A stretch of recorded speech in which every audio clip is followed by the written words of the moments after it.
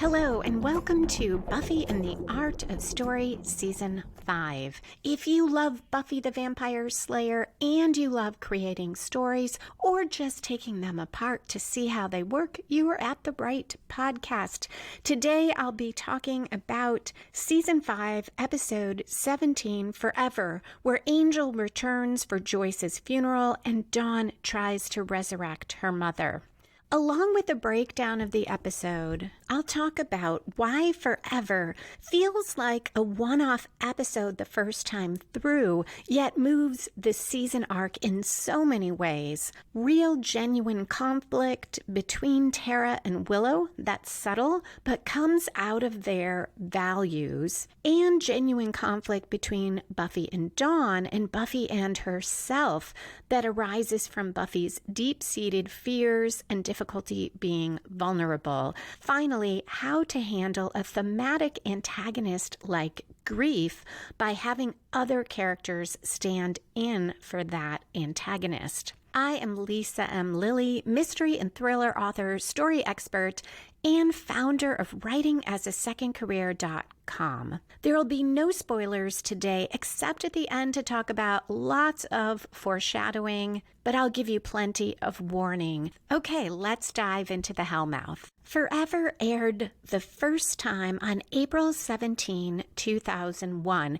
and it was written and directed by Marty Noxon. Buffy walks through a dimly lit room filled with coffins. A couple taper candles burn. It's a very gothic feel, and she circles a coffin.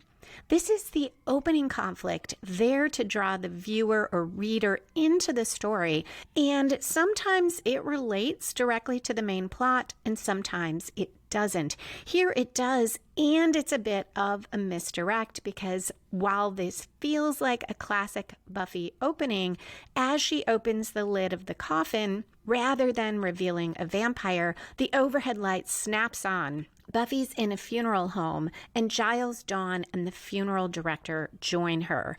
Buffy chooses this coffin for her mother. The director says how it speaks to her deep feeling for the deceased, and Giles rolls his eyes. As an aside, I have to say I feel like funeral directors often get unfairly characterized. Maybe that's just my experience, but the one in my parents' town who handled first my niece's funeral and then 2.5 years later my parents' was a very kind man who really helped us through extremely difficult times. I never felt like he was upselling or pressuring. Anyway, that aside, I do like Giles rolling the eyes, and the director being kind of smarmy adds to that feeling that everything is on Buffy to do the right thing and handle things. Dawn is in pigtails. She looks younger than usual, and she worries that Joyce might have wanted a different coffin. What if she doesn't like that one? And Dawn says, how do we know for sure? She's the one who has to be in it forever. This is the first time we hear the title of the episode. Buffy says maybe it wasn't a good idea for Dawn to come with. She shouldn't have to deal with this stuff. The director offers to give them a few more minutes, but Buffy says, no, it's done. And then she turns to Dawn and says, okay. Dawn nods, and Buffy turns and walks out, leaving Dawn standing at the coffin looking sad. I love the way this scene by Buffy's actions and Dawn's actions and their words shows us so much about the dynamic here. Buffy is concerned about Dawn. She wants to protect her, and she feels that she's maybe not doing a good job by bringing Dawn along, but at the same time, she cuts her out of the process and ignores her feelings, leaving Dawn feeling worse and more disconnected. Not because Buffy shouldn't have taken her along, but because Buffy almost acts in a not punitive way, but when Dawn is trying to share how she feels by her concerns about the coffin, Buffy just immediately says, well, maybe you shouldn't have come. So it's a message of don't tell me how you feel, because then you won't even get to be in my physical presence.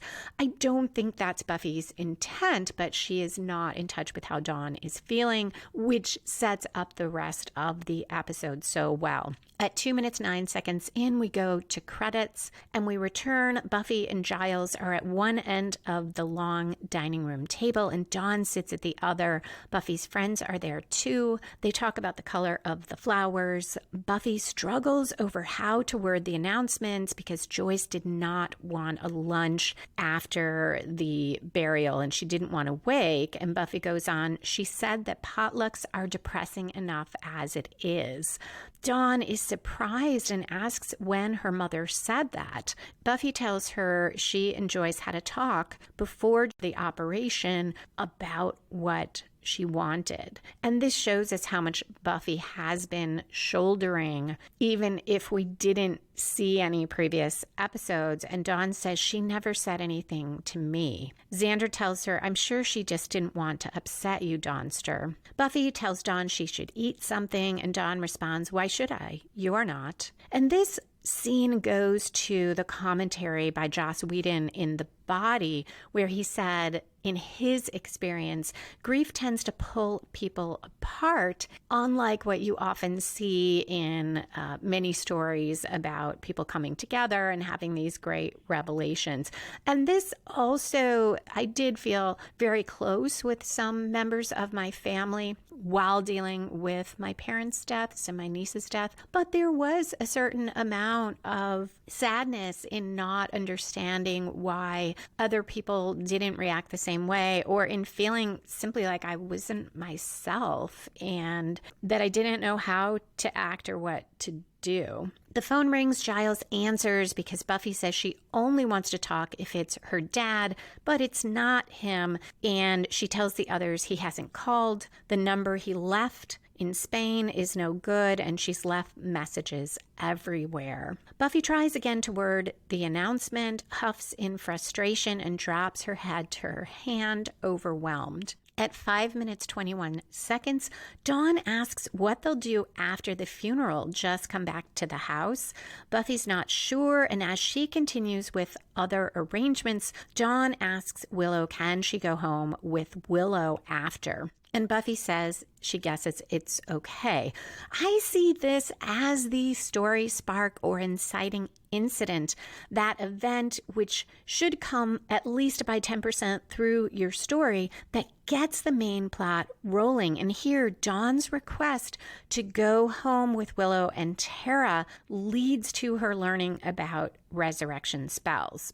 As Willow and Xander leave the house, Willow says she's stopping by her mom's next, and she's been doing that a lot lately, which makes me wonder, are her mom and dad divorced? Because she doesn't say her moms and dads, although given that it's Joyce who died, maybe that's who's on her mind. Xander says, yeah, I actually might stop by your mom's too. Well, I'm not going to my place. Those people are scary. Spike approaches holding flowers, and Xander says, speaking of, you have got to be kidding. Xander accuses Spike of trying to score points with Buffy over her mom's death, and he's disgusted. He doesn't believe Spike that it's not about Buffy because they're all hip to Spike's, quote, doomed obsession, unquote. Xander also doesn't buy that Spike cared at all about Joyce, and Spike says, care. Joyce was the only one of the lot of you that I can stand. And Xander says, and she's the only one with a daughter that you wanted to shag. I'm touched. And Spike goes on, I liked the lady. Understand, monkey boy? She was decent. She didn't put on airs. She always had a cuppa for me, and she never treated me like a freak. And only on this watching did it occur to me that, in a way, this is Joyce's eulogy. We won't hear one for her, but this encapsulates a lot of who Joyce was. She was kind. But Xander says, her mistake. Spike scoffs, says, think what you want, throws the flowers on the ground and stalks off. Xander keeps ranting, but Willow stops him, picks up the flowers and says, Xander, he didn't leave a card. At 7 minutes 30 seconds in, Buffy sits alone on the edge of her bed in the dark, and Dawn does the same in her own room. The camera shifts to a tree and then to the funeral scene in the graveyard.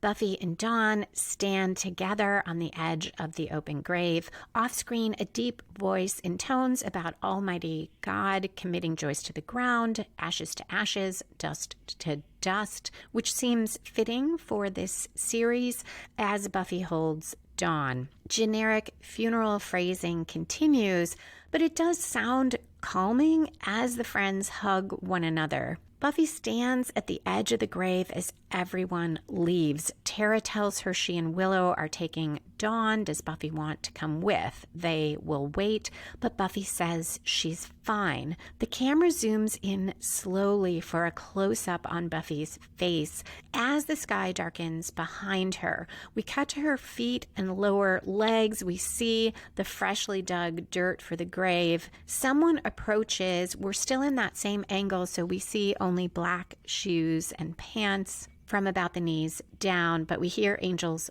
voice. He says, "I'm sorry, I couldn't come sooner." He stands next to her and she links her hand with his. We're almost 10 minutes through the episode. The first time through, I struggled a bit with this episode. It felt more like, almost like falling action from the previous episode where Joyce died. It felt like winding things up or showing us the aftermath, which it is showing the aftermath, but it also has its own plot.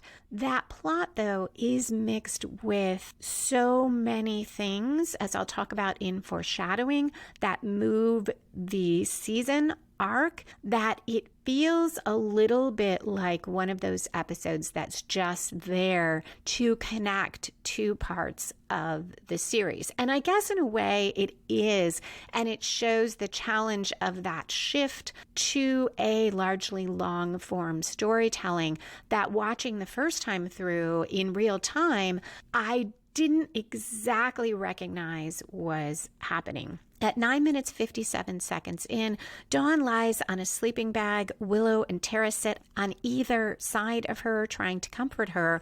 Willow tells her it'll get better. Dawn feels like they're telling her time will pass and she'll forget her mom. Willow says, "Not forget, no, you..." And she looks to Tara for help. Tara says something lovely. "You make a place for her in your heart. It's sort of like she becomes a part of you. Does that make sense?" Willow nods at Tara and half smiles. But this doesn't make Dawn feel better in the moment. And last episode in The Body, I talked a bit about having a hard time with things that some people said to me after my parents' deaths. And I may have said this then too, but to be fair, it is so hard to say anything. There really is nothing helpful. There's nothing that makes it better other than that person being there. And simply being with someone in pain without trying to fix it is a really difficult thing to do. Now, Tara and Willow tell Dawn they can do whatever she wants, and Dawn knows what she wants, to learn magic. Now Willow's excited she can help with this and says they can make a stuffed animal dance. We're moving toward the first major plot turn, which I think of as the one-quarter twist, because often, especially in a novel, that's where it appears. And we're there now at 11 minutes 20 seconds in terms of timing, because Dawn says she wants to do a spell and goes on, "I want to bring mom back," and we cut to a commercial. This is definitely a major shift. I'm not sure it fits as the first major plot turn, because usually that spins the story in a new direction, but it also comes from outside the protagonist, propelling the protagonist. And here, Dawn is the one making the shift.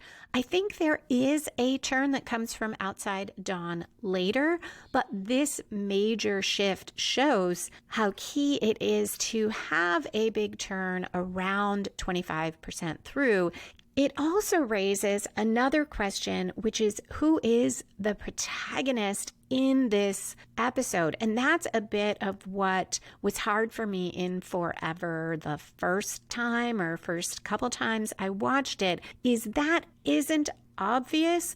I think that it is Dawn, because Dawn is the one, at least from here on, who is actively pursuing a goal. Both Buffy and Dawn to this point have been reacting, and Buffy mostly will continue to be reacting until the very end when it shifts. The protagonist also should be the main point of view character, and that threw me a bit because we start very much in Buffy's point of view, but as the episode goes on, we'll see things from Dawn's point of view. But at this point, a quarter way through, that's not clear, because even this last scene with Dawn, Tara, and Willow almost seems more from Willow's point of view, because we feel for Willow, who is struggling with what to say and how to help.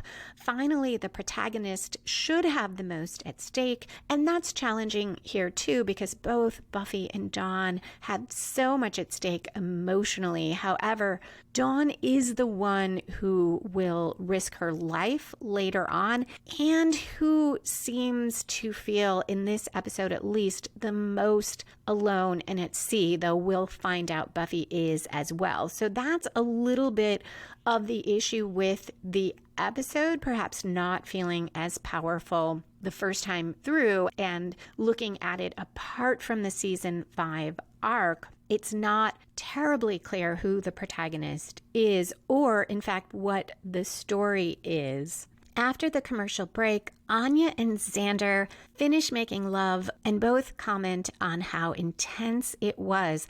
Anya says it's because of Joyce, which confuses Xander. Anya says, well, she got me thinking about how people die all the time and how they get born too, and you kind of need one so you can have the other. When I think about it that way, it makes death a little less sad and sex a little more exciting. Xander's still a bit lost, and Anya goes on that she understands sex more now. It's not just about two bodies smooshing together. Quote, it's about life. It's about making life, end quote. And Xander says, right, when two people are much older and way richer and far less stupid. Anya tells him to breathe. She's not ready to make life with him yet, but they could, and it makes her feel like part of something bigger, like she's more awake somehow. Anya's been getting a lot of these deep themes to talk about and wisdom to share lately. And that makes sense because she still is something of an outsider. She spent 1,000 years or more outside of the normal human life and death cycle, and it gives her this perspective. Her line about making life is also a good segue to the next scene, where Dawn tells Willow and Tara she wants to bring Joyce back. At 11 minutes 30 seconds in, Tara tells Dawn it's not possible. You can't use magic to alter the natural order of things. Dawn argues that they alter things all the time.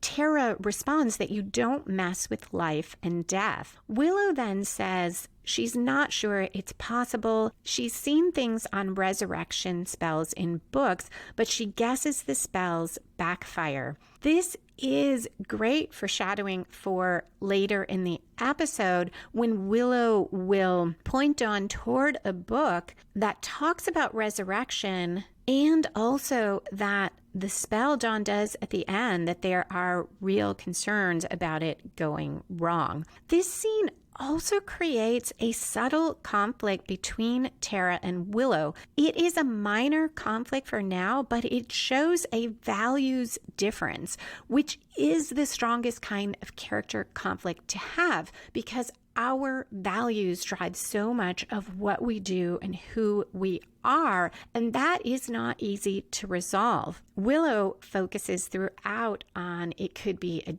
dangerous spell, but Tara is concerned with the bigger implications of it and feels strongly that it is not right to mess with life and death, as she says, where Willow seems to not necessarily be convinced of that, though she doesn't outright say it. And now, after Willow has said she guesses the spells go wrong, Tara says that's not the point. And Willow echoes her and says, that's not the point. The point is, it's bad because, and clearly she is struggling for why it's bad. Tara jumps in and tells Dawn, you can't alter the fabric of life for selfish reasons. Wiccans took an oath not to, which makes Dawn think it is possible, or they wouldn't have taken an oath. But Tara says maybe they could, but Tara and Willow can't. Willow follows up that it's too dangerous. Dawn's angry that Willow and Tara won't help her and curls on her side on the sleeping bag, turning away from them.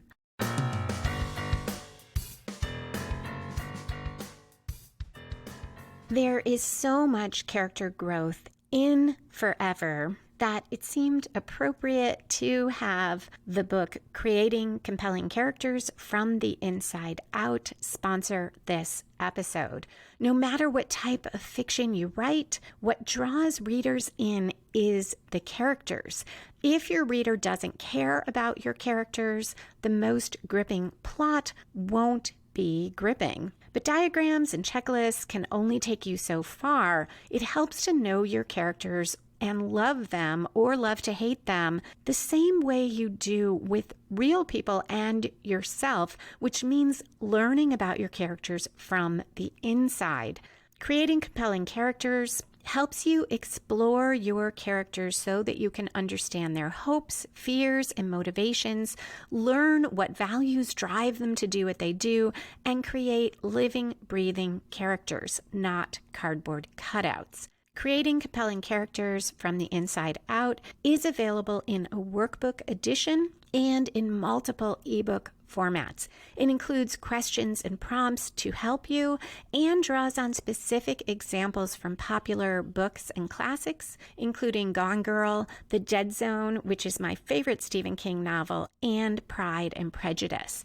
Ask for Creating Compelling Characters from the Inside Out by L.M. Lilly at your local library or bookstore, or you can find links to all my books for writers at writingasasecondcareer.com or under the nonfiction menu item at lisalilly.com. You can also buy the book in either format at numerous online bookstores.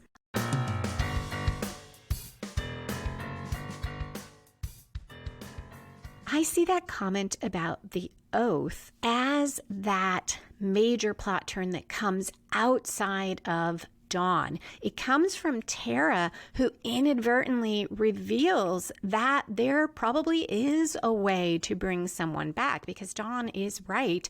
You don't have to take an oath not to do something that it's not possible to do. And this sends Dawn in a new direction. And it raises the stakes because she is going to try something very dangerous because of it. At 14 minutes, 45 seconds in, we cut to Buffy and Angel. They sit together, their backs against a tree trunk, and she tells him how hard the funeral was, but it's tomorrow she's worried about. Angel asks what tomorrow is, and Buffy says, that's exactly what I don't know. Up until now, I've had a roadmap, things to do every minute having to do with Mom. And Buffy tells him she doesn't know how to go back to normal life. She doesn't just need more time. She can kill vampires all day long, but Joyce was the strong one in her life. Joyce knew how to make things better and what to say. Angel tells her she'll find her way, but Buffy doesn't know. She keeps thinking about when she found her mother and if she had just gotten there 10 minutes earlier. And Angel says, you said they told you it wouldn't have made a difference. And Buffy says, they said probably it wouldn't have made a difference. The exact thing they said was probably. I haven't told that to anyone. This is such a universal feeling that there was something you could have done, and that feeling of guilt. And for Buffy, it has to be so strong because what Buffy does is save people, get there in time, and there is no way to know if it would have made a difference, though I think the show has been pretty clear that it would not. Angel tells her that doesn't make it her fault. Buffy confides that she didn't start CPR until The operator told her to, quote, "That's how good I am at being a grown-up," end quote. And it's not just herself she has to worry about, it's Dawn. And this comment about being a grown-up is, I think, here what's at the heart of Buffy's feelings. She has to deal with her own grief, but she also feels she has to step into that role and be the parent, which is emphasized more by the fact that her dad is MIA. There isn't anyone else. Angel tells her she doesn't feel like it, but she is strong and she doesn't have to do it alone. He tells her he'll stay as long as she wants. And we get another reference to the title because Buffy says, "How's forever? Does forever work for you?" But then Buffy says, it's a bad idea. She's seriously needy right now. Angel tells her to let him worry about that. He can handle it. At 17 minutes 45 seconds in, they kiss, their theme music plays, which always makes me cry, and the kiss becomes more passionate. Angel pulls away, breathing hard, and Buffy says, "I told you, you better go." Angel takes a deep breath and says, "I'm sorry." And Buffy responds, "No, I'm so grateful that you came, Angel. I didn't think I was going to be able to make it through the night." He looks around and says he still has a few more minutes, and she rests her head on his shoulder. This too strikes me as so very real. First, the part about Buffy saying she's doing things that have to do with her mom. And there was so much to take care of when my parents died. And in a way, I recognized probably later that my hyper focus on it and my anxiety on it also was a way to hang on to them. Because when those things were done, they were not part of my everyday life anymore. At 19 minutes 3 seconds in, Ben approaches the hospital and the minion Jinx tells him Glory wants to encourage his relationship with the Slayer so that he might learn about the key. And Ben says, "And why would I share that with the most unstable one?" Jinx says, because time is running short. When Ben fights Glory, he fights himself. So this is another hint, and we got one in an earlier episode, that there is some time limit on Glory finding and using the key. And Ben says, quote, "Let the best me win," end quote. But then he goes on, "I won't help her find the key. I would never do that to an innocent." And Jinx says, "An innocent? The key?" That's an interesting choice of words. Ben tries to backpedal, insists he didn't mean it was human. He's upset, and every denial makes it clear that the key is human. So there's lots of communication in this episode by inference and by what people deny. Tara talking about the oath after saying it's not possible to do it. Ben talking about an innocent, and the more he denies it, the more we know it's true. And this is a very strong way to write dialogue when we want the reader to be clear about the character telling the truth inadvertently. And that's why we believe it, because the person didn't mean to say this thing. At the same time, on first viewing, this scene with Ben and the minion felt very wedged in, and it added to my feeling that this episode didn't have focus. It's an important scene, as is the next one, but it is in no way a subplot for the episode. It is just a continuing season arc, which we need, and it's part of what lets us as viewers know that, hey, the season 5 arc is continuing, but it felt odd because the rest of the episode, the non-Glory, non-Ben part, on first watch, feels like you might be able to lift it out of the season and it would make no difference at all, leaving the episode feeling like a odd hybrid of a one-off episode and a continuing season arc episode. Ben stabs Jinx and leaves him to die, but he stabs him in the stomach, not the heart, and he doesn't stick around to make sure Jinx is dead, which I found frustrating as a viewer. At 20 minutes 27 seconds in, Willow urges Dawn to have breakfast with them, but Dawn says Giles is picking her up later whenever she wants.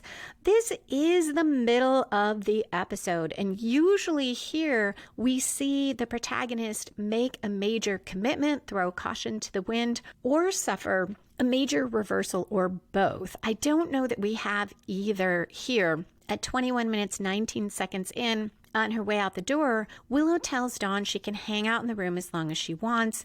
Willow will stop back at lunch in case Dawn's still there. And then Willow gestures, and a heavy old hardback book slides an inch forward on the shelf. After Willow leaves, Dawn opens it and finds a chapter on resurrection.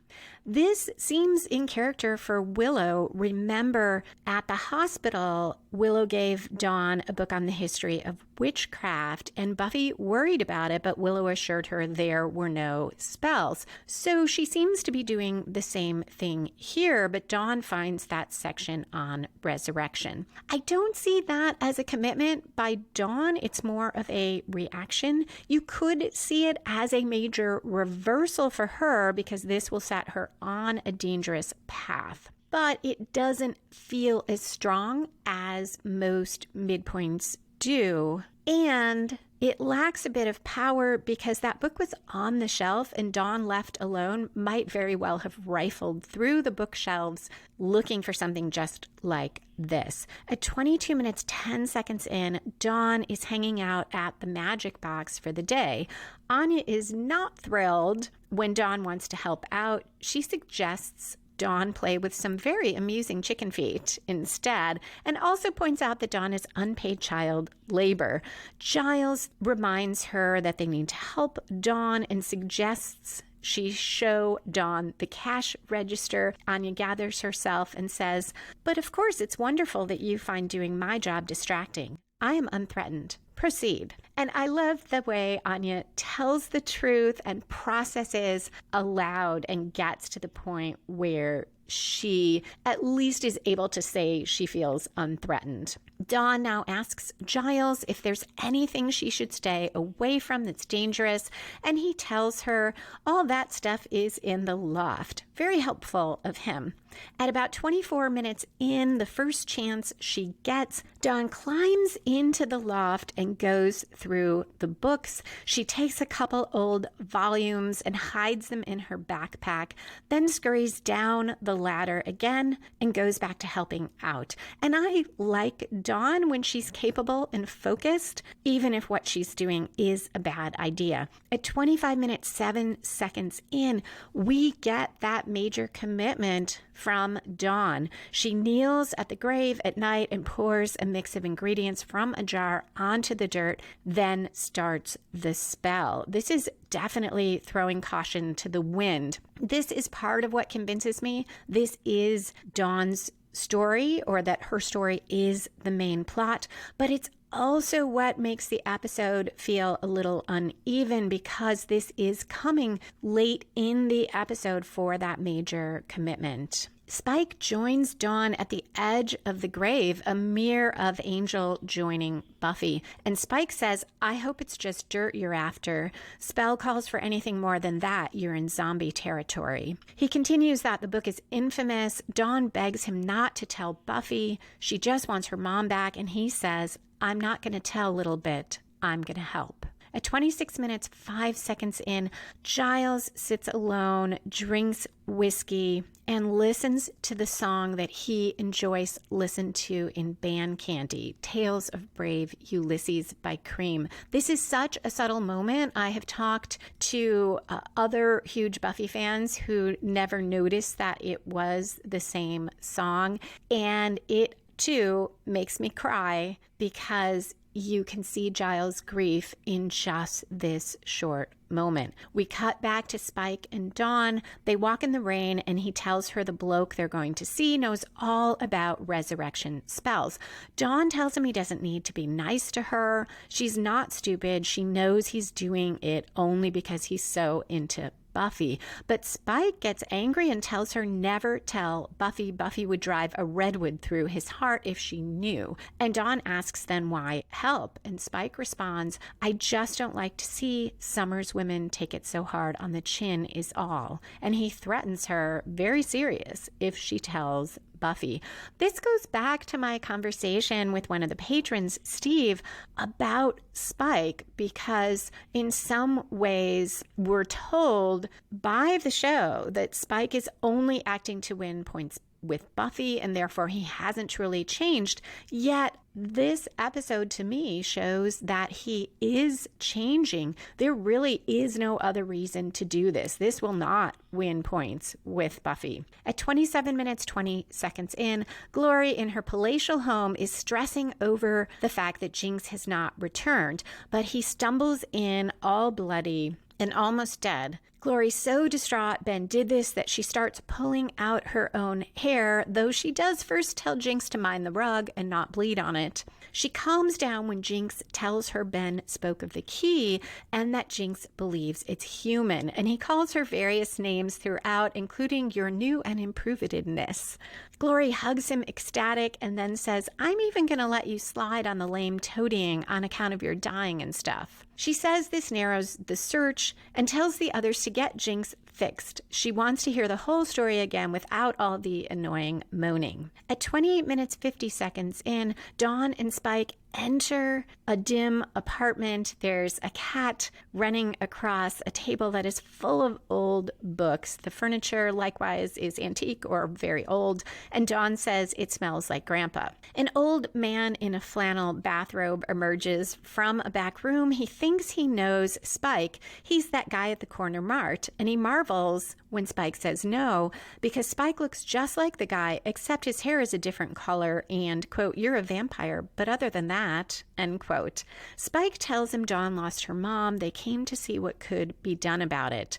The man tries to give Dawn a potion to ease the grief instead, but Dawn doesn't want that. And at 30 minutes, 2 seconds in, he asks if either have done spells of this magnitude before. Dawn admits they haven't, and she yelps as he pulls a strand of her hair without asking. He studies it, says she's a good candidate. She has strong DNA. Dawn's eyes widen when she sees a tail poking out from under his robe as he hunts through his bookshelves.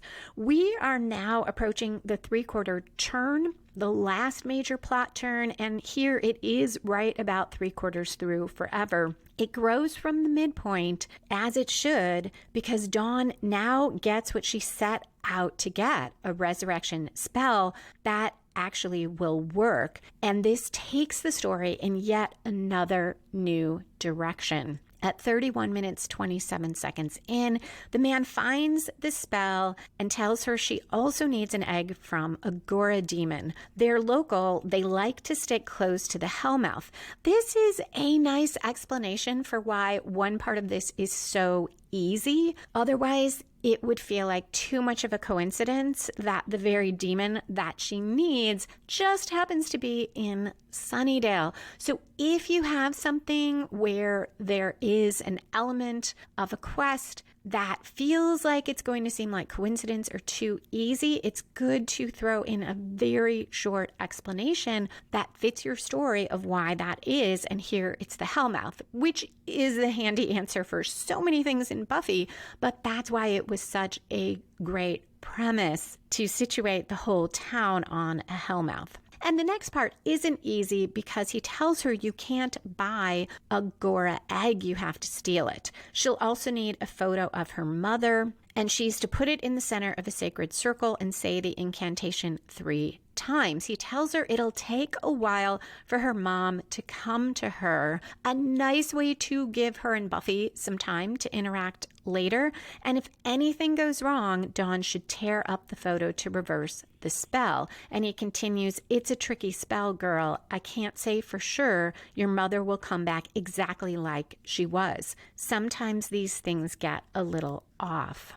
But she'll still be my mother, won't she? Dawn asks, and the man says, more or less. And Dawn says, good, good. She tries to give him money. He smiles as he refuses and wishes her well as they shake hands. But when he tells her to let him know how it goes, this low growl comes out of him and his eyes turn black and Dawn pulls away. At 33 minutes 57 seconds in, Dawn insists on going into the cave with Spike. She'll steal the egg while he distracts the demon. He argues there's no way she should be going there. She ignores him and heads in first, and Spike says, well, what do you know? A bitty Buffy. Inside the cave, Spike yells heads up at the demon to make it move out of the way of the eggs, and he's shocked when 3 heads rear. He fights all of them. Dawn steals an egg, yells to Spike that she's got it because he seems to be having so much fun fighting that he doesn't notice. They run out, but Dawn trips and falls and the egg breaks. He tells her, forget it, they can't get past the Gora again, but Dawn runs back anyway. Spike lost his weapon, so now he's fighting with his fist.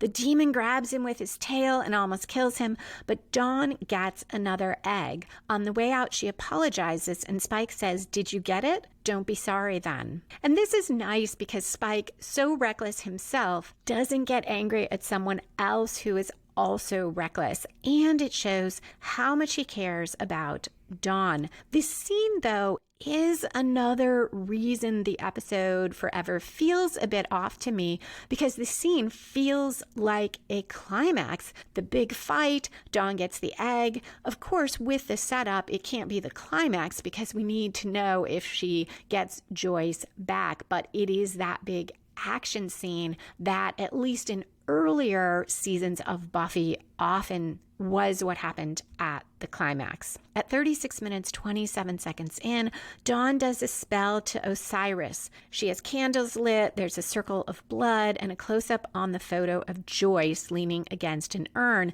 This intercuts with the cemetery at night, and we cut to a commercial.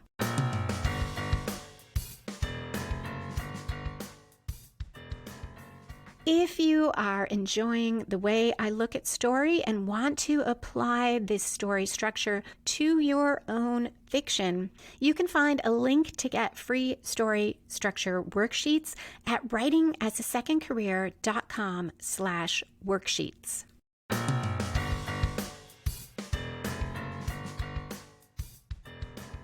When we come back, Willow lies on her stomach on a double bed, writing in a journal about breakfast. Tara comments on the journal being new, and Willow says she wants to remember and record every single thing they do together. Life goes too fast. It's a very nice moment that is then marred when Tara notices the book History of Witchcraft is gone and says that's very bad. Willow asks why. It's just a history. But Tara tells her it references resurrection. A nice way to show that despite Willow's power growing so fast, she's the one who did that teleportation spell to get rid of Glory. Tara knows much more about what is in the books. Tara says Dawn must have taken it, and Willow, kind of stumbling over her words, says, no, she didn't. Did she? And Willow again says it's just a history book, and it might answer some of Dawn's questions. She can't do anything bad with it. But Tara points out that it refers to resurrection spells and potions.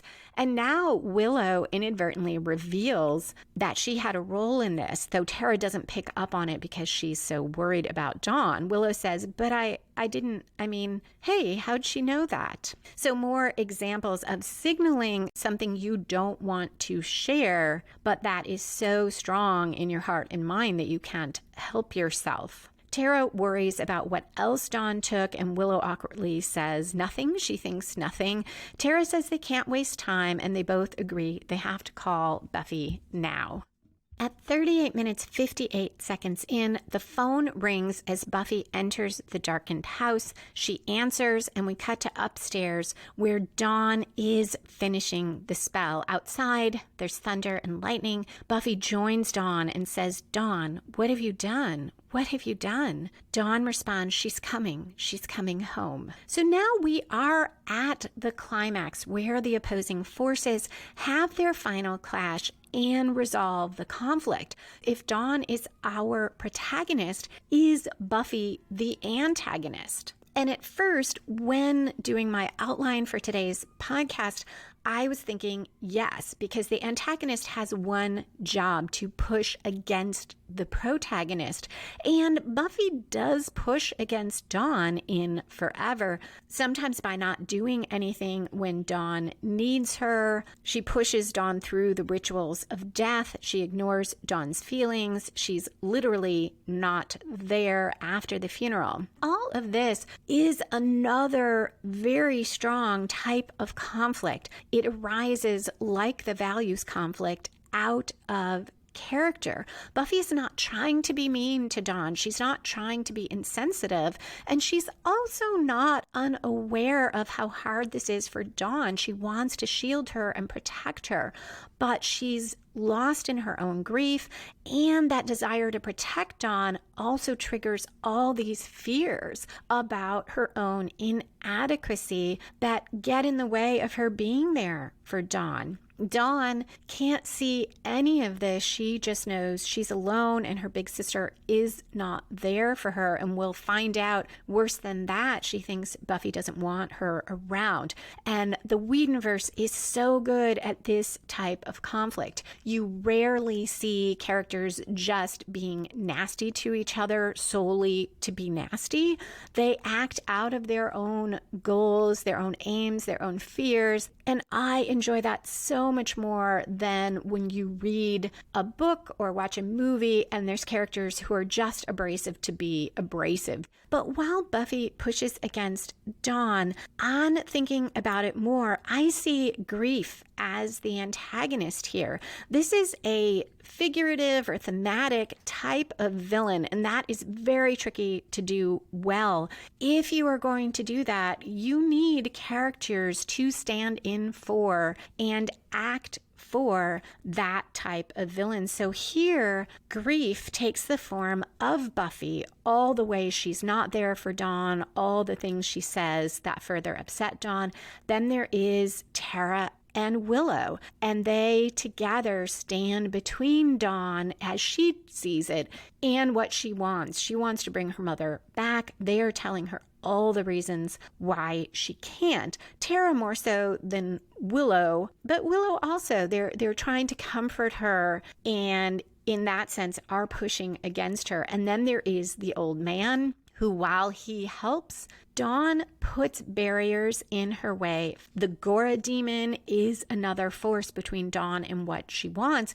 And now again, it is Buffy trying to convince Dawn that this is a terrible idea. So all these characters stand in place of grief and loss, which is what is pushing against Dawn. At 39 minutes, 29 seconds in, Buffy takes the photo and runs downstairs after Dawn, who has gone down to look for her mother. Buffy tells Dawn she has no idea what will come through that door. People come back wrong. And Dawn says, "It'll be Mom. He said her DNA." And Buffy demands to know who helped Dawn and demands Dawn reverse the spell. So she never gets an answer on who helped. Dawn says, "But I need her. I don't care." And we see the bottom half of a woman walking through the grass in a long dress, and she moves like Joyce. Dawn tells Buffy she's not like Buffy. She doesn't have anyone.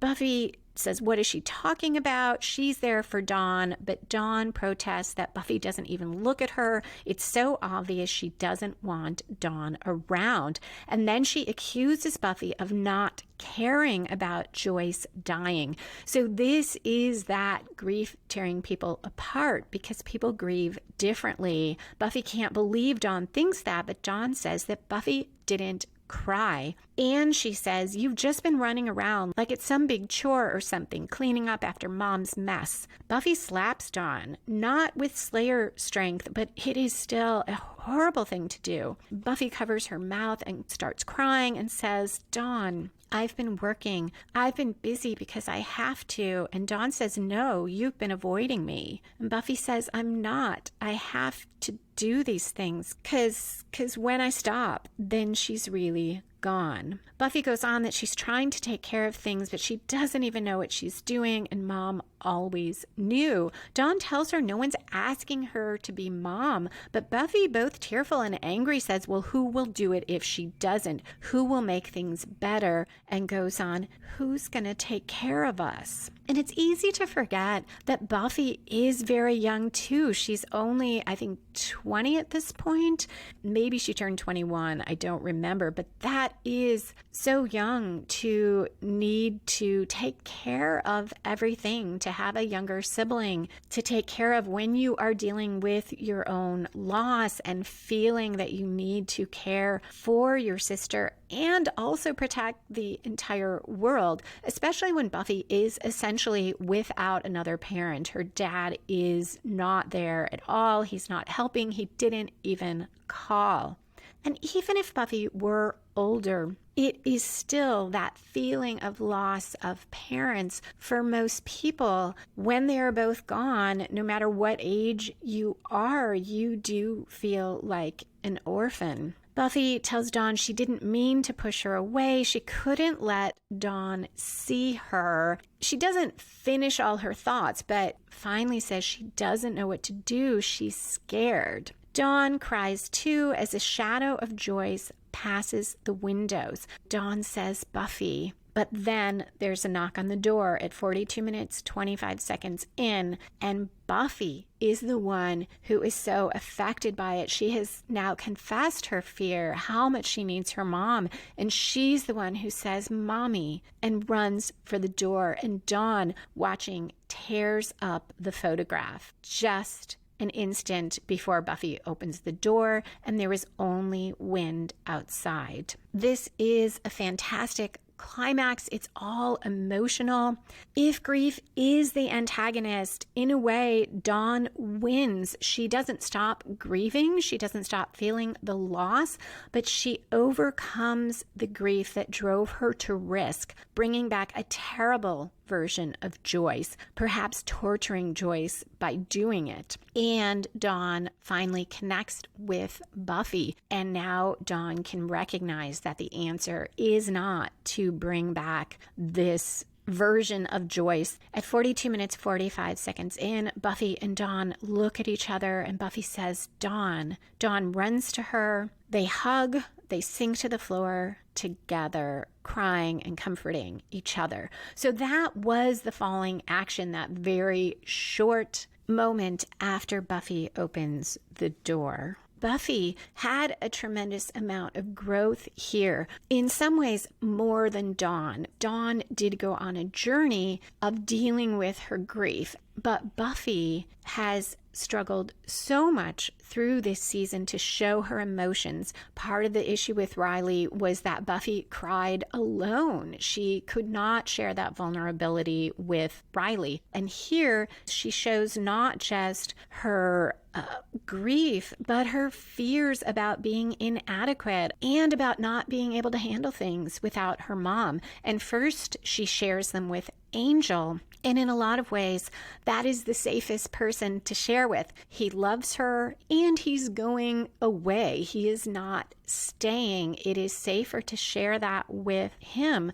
But to share it with Dawn, who is looking to Buffy for help, is a huge thing for Buffy. So Buffy has a lot of growth here, but not a whole lot of screen time. And that's part of why I see her as having the subplot and Dawn as having the main plot. I think it is a Buffy versus herself subplot where she is able to own those feelings and be that vulnerable. And in that sense, she wins because she is honest and open, and she connects with Dawn, which brings her some relief and some comfort. So that is it for the episode. Other than foreshadowing, there is a lot there. If you're not staying for foreshadowing, though, because you don't want spoilers, thank you so much for listening, and come back in 2 weeks for Season 5, Episode 18, Intervention, where Buffy goes on a quest and her friends can't tell her apart from a robot.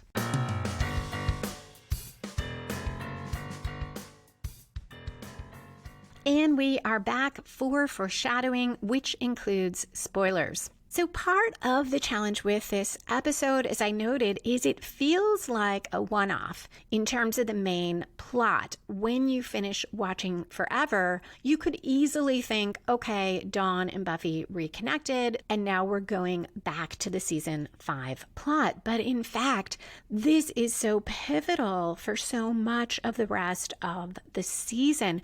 It tells us where Buffy is emotionally, and despite that she does connect with Dawn more, or maybe because she does, that contributes to her feeling so overwhelmed and so distraught when Glory takes Dawn and she doesn't stop it, that she goes catatonic. And we have that whole episode, The Weight of the World.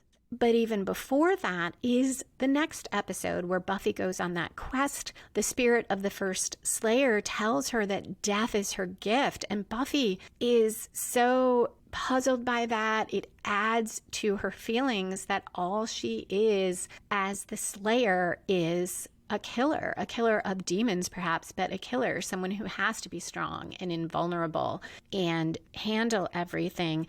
And then we get to the gift where Buffy makes that sacrifice.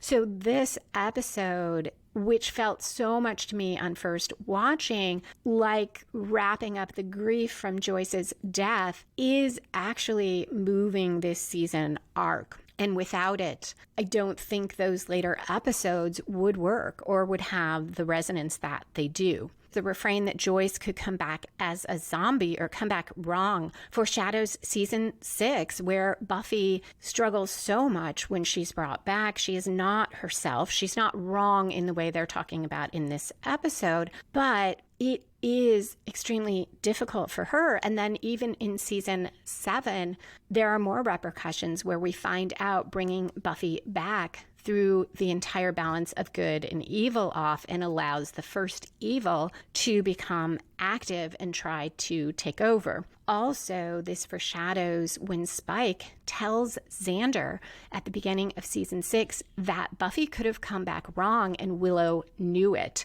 And Spike is a mess over that. And this weaves that in so we as the audience believe Spike. That moment when Ben stabs Jinx but doesn't make sure he's dead, until I did the breakdown for today's podcast, I felt this was a bit of lazy writing, or I was disappointed. I shouldn't say lazy writing, but as a viewer, I thought, oh, really? Why doesn't anyone ever make sure someone's dead? But now I think this is foreshadowing Ben's mixed feelings, because Jinx just said, when you fight Glory, you're fighting yourself. And Ben wants to see himself as someone who would not betray Dawn, who would protect an innocent, yet he both lets it slip that Dawn is human, or the key is human, and he leaves Jinx alive, which suggests to me that Ben has mixed feelings, and we will find out later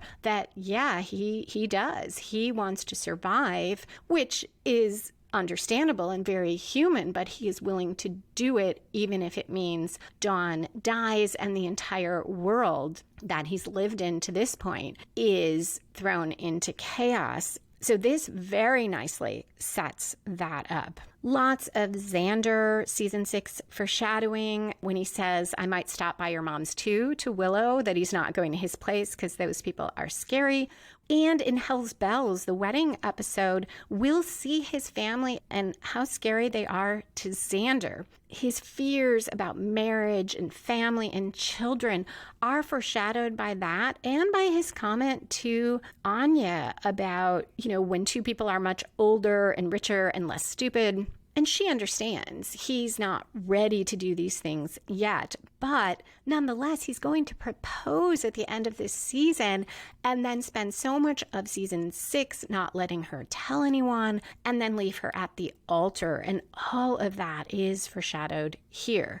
Of course, the old man who seems so kind and genuinely appears to care about this girl he doesn't know who is suffering this loss. Nonetheless, there are signs that he is not just kind and caring. He pulls out Dawn's hair without warning her. And then there's that moment when his eyes turn black. There's that growl, and Dawn is very uneasy. And I love this so much because I never expected that he would turn out to genuinely be evil. He seemed like someone who, okay, he knows about these kind of spells, so he probably is dangerous in some ways, but in no way do you think he's going to be a danger to Dawn, yet he is the one who sets off the ritual that will kill Dawn and end the world as we know it. He also shows a theme about Dawn that I hadn't thought about before, which is people who seem to be on her side and who then betray her, like Ben. The old man here seems to be on her side, and yet for the worship of a hell god, will kill her. Tara and Willow. Tara says you can't use magic to alter the natural order of things, but her other words suggest that you can, and it's more that you shouldn't. She says you don't mess with life and death, and this foreshadows how dangerous Willow's spell in season 6 is to bring Buffy back.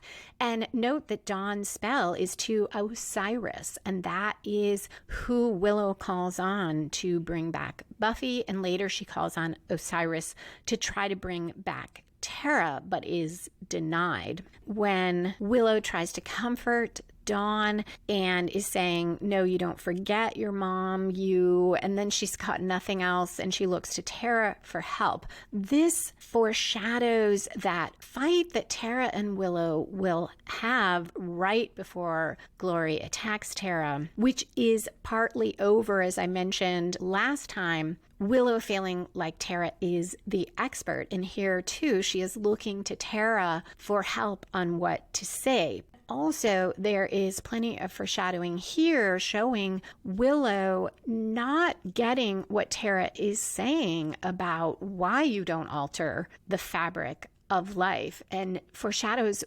Willow being willing to do that, much more willing to do it than Tara, and being far less concerned about the consequences. And of course, Willow journaling about all the wonderful things with Tara is a typical Whedonverse moment where when characters are happy, we know something terrible will happen, and this is building up how much Willow loves Tara, how important Tara is to her, so that when Tara loses her brain energy and gets lost, how devastating that is for both of them. And it foreshadows what happens to Willow, how she feels when Tara is killed in season 6. And finally, those two shots, one of Buffy sitting alone in her room in the dark and Dawn sitting alone in her room in the dark, foreshadow how Dawn will feel so alone and isolated in season 6, and Buffy will as well. So this growth Buffy has had, this revelation, does not survive her dying and being brought back. So that foreshadows so much of season 6. On that very happy note, I will close off for today. Thank you again for listening, and a special thank you to patrons who support the show. It really helps me keep going, especially in these very emotional episodes, to know that you value the podcast. Come back in 2 weeks for season 5, episode 18, Intervention, where Buffy tries to find meaning, Glory grills Spike about the key, and the Scoobies meet the Buffy bot. If you want to hear more Buffy and the Art of Story content and would like to support the podcast at the same time, you can do so at patreon.com/Lisa M. Lilly, that's Lisa, M as in Marie, Lilly, or at buymeacoffee.com/Lisa M. Lilly. You can listen to back episodes of Buffy and the Art of Story at lisalilly.com/Buffy Story or lisalilly.com/YouTube. comment on the episodes, or connect with me on Instagram or Twitter at Lisa M. Lilly, or by visiting the Buffy and the Art of Story Facebook page, or email your comments to buffystorypod@gmail.com. Find book editions of Buffy and the Art of Story at lisalilly.com/buffybooks. Music for this episode was written and performed by Robert Newcastle. Buffy and the Art of Story is a production of Spiny Woman, LLC, copyright 2022. All rights reserved.